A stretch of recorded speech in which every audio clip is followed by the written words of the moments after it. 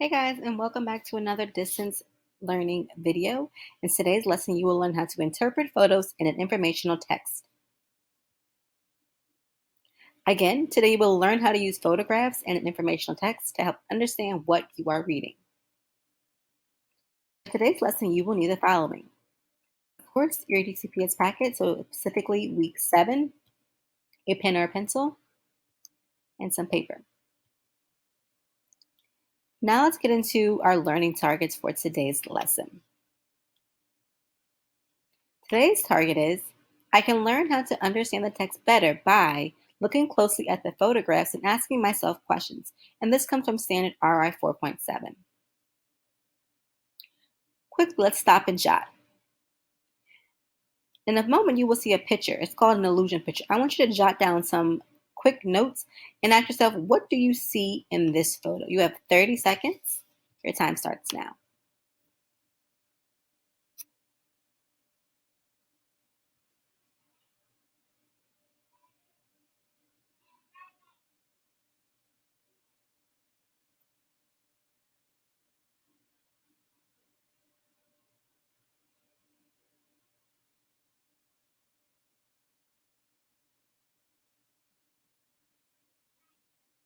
Five more seconds.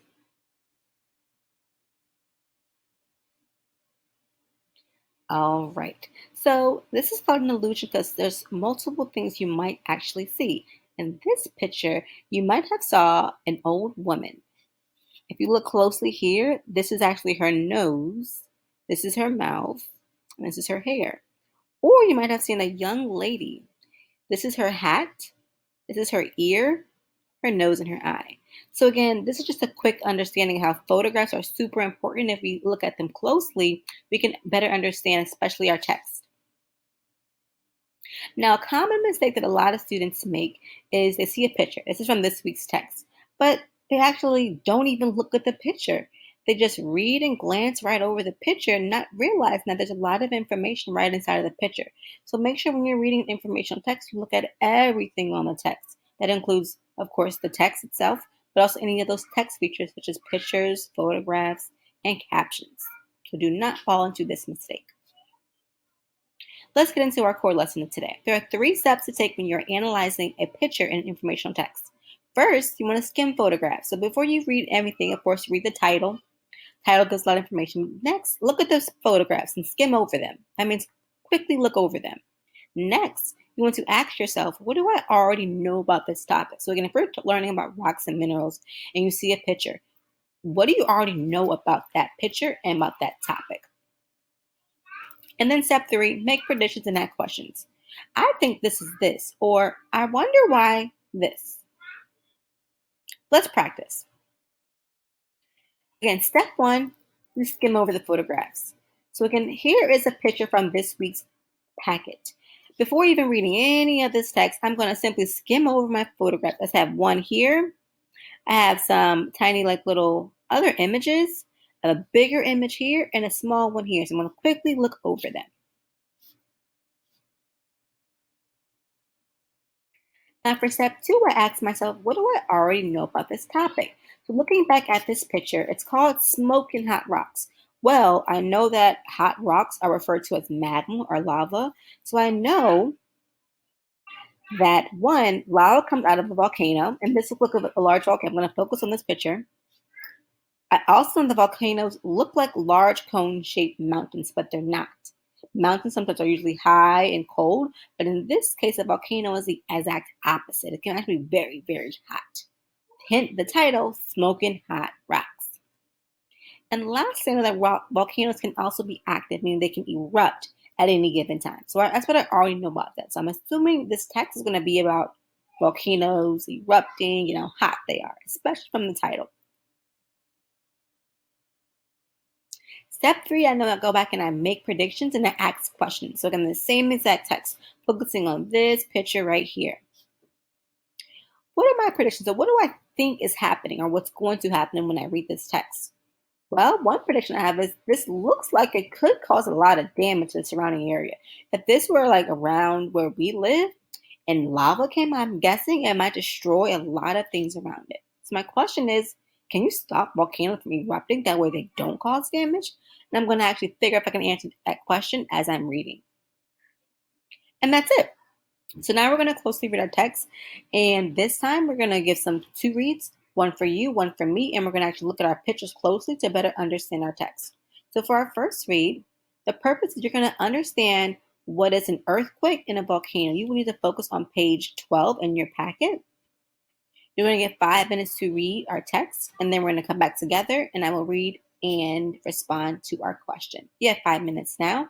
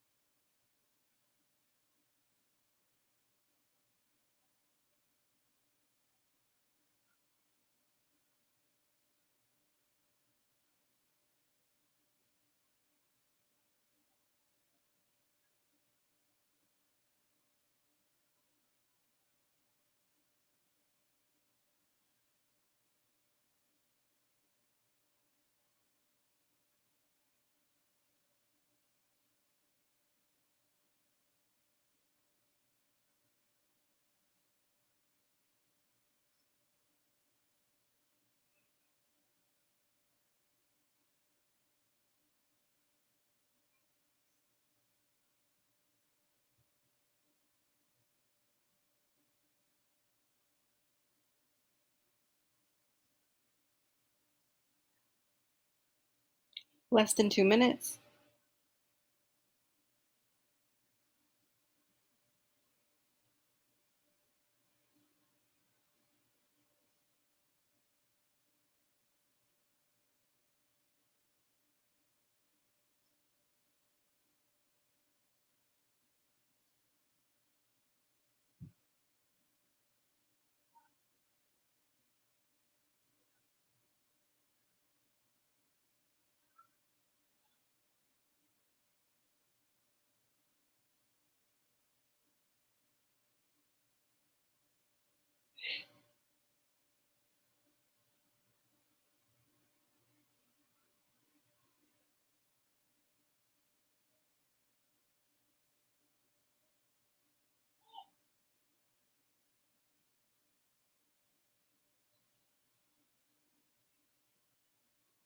Less than a minute.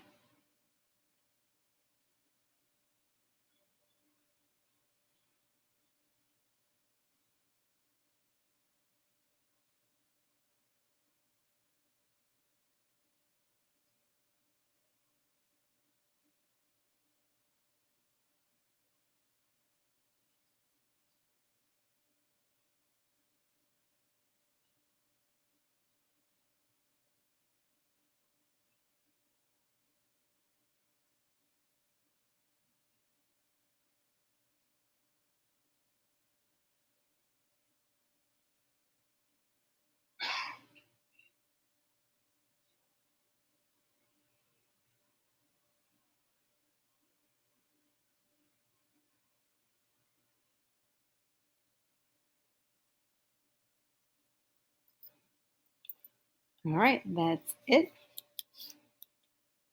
Now for our second read, we're going to go ahead and reread this time, but this time we're going to read for comprehension.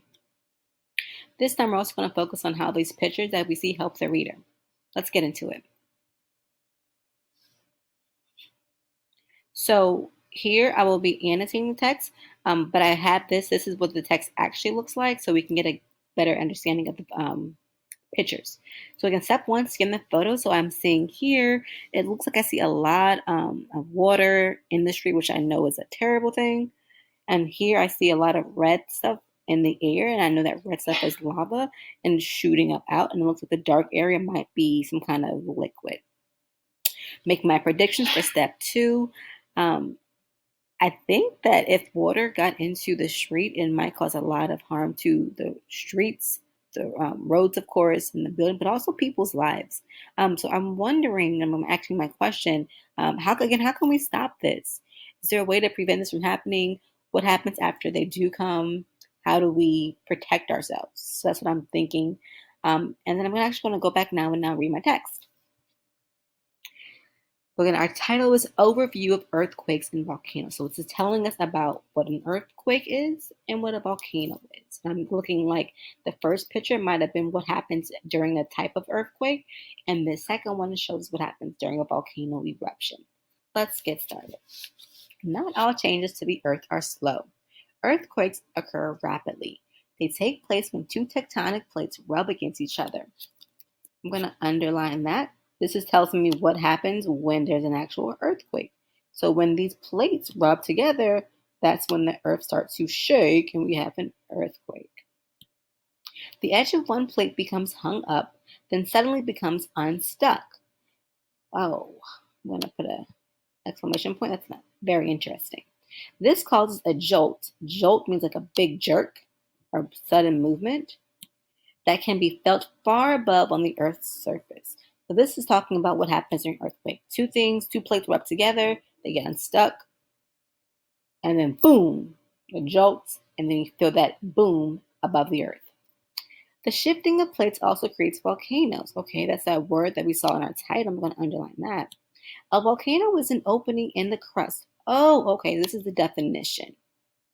So when the crust opens up, that's how we see a volcano. It allows ash, gas, and molten rock from the mantle to flow through to the Earth's surface.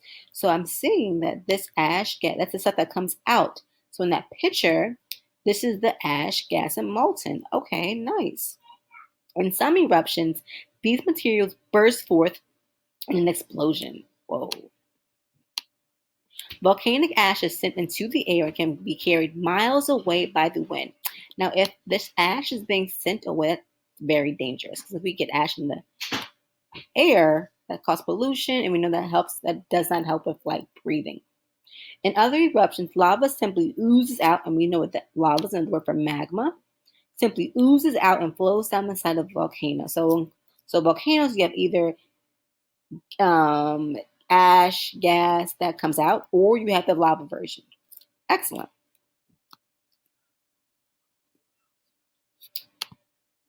Now let's get into our independent practice.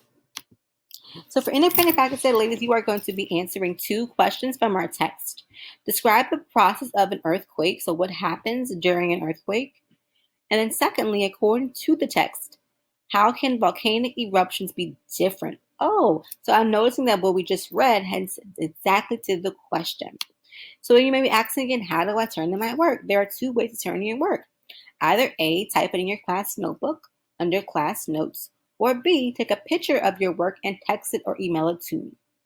Again, you can find this paper on page 12 in your packet.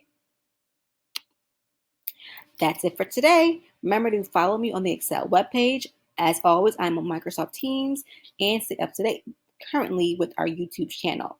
Have a good day.